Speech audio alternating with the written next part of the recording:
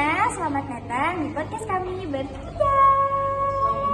Ada aku, Tiara Febriani Rahayu dengan nomor NPM 205 dan ada teman-teman Aku Sofia Ramadhani Latifah dengan NPM 102. Aku Agustina Beatrice dengan akhiran NPM 202. Oke, halo Sophia, Beatrice, gimana nih kabarnya kalian hari ini?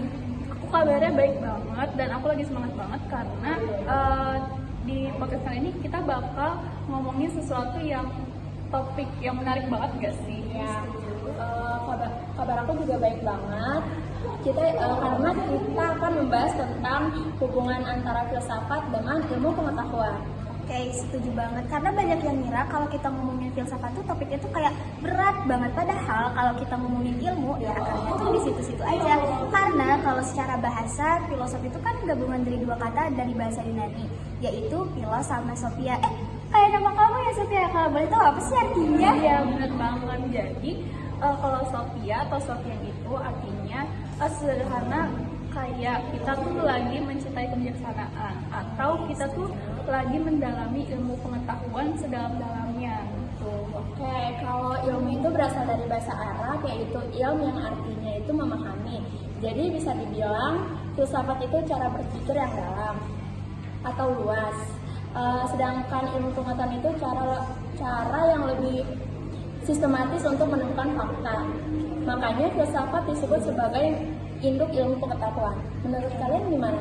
Kalau aku boleh nambahin, kalau menurut aku sih ya, karena filsafat itu kan universal ya, objeknya itu lebih luas dibandingkan ilmu pengetahuan. Kenapa demikian? Karena kalau menurut aku, filsafat itu dibahas sampai ke akarnya, sedangkan kalau ilmu pengetahuan itu kayak nggak dijelasin secara runtut, tapi udah spesifik gitu.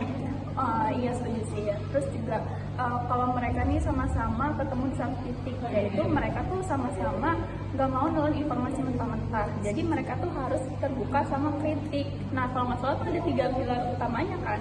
Iya betul banget. Ada ontologi, epistemologi, dan aksiologi. Ontologi itu membahas tentang apa yang ada, baik dalam filsafat maupun ilmu pengetahuan. Terus kalau cara dapat ilmunya, kalau nggak salah aku sempat baca ada yang namanya tuh epistemologi, di mana di filsafat itu contoh sederhananya tuh kayak kita tuh tahu api itu panas karena kita tuh pernah menyentuhnya atau melihat sesuatu benda pernah terbakar karena panasnya api tersebut gitu. Nah kalau di ranah ilmu pengetahuan, epistemologinya itu lebih ketat lagi. Jadi kayak ilmuwan itu dia tuh nggak mau nelan teori secara cuma-cuma, jadi mereka tuh harus melakukan eksperimen sampai berkali-kali gitu biar ada yang valid gitu. Oke.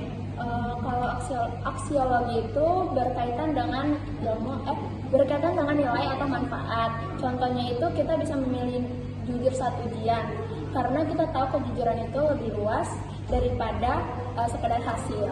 Berarti kalau kita simpulin, kedua-duanya tuh mau mengusut suatu masalah tuh sampai akar atau sampai beres sampai tuntas, sama kayak kita tuh pengen nyari tahu sebab akibat dari sebuah adanya kejadian gitu kan.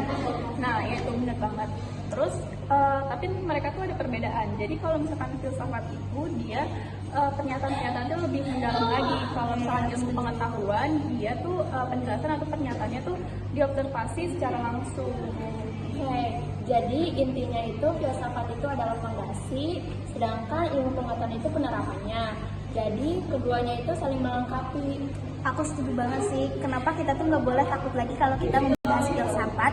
Karena kalau kita tuh tanpa filsafat, ilmu pengetahuan tuh kayak lari yang kenceng banget, tapi nggak ada tujuan ataupun kayak kedepannya tuh mau kayak gimana gitu.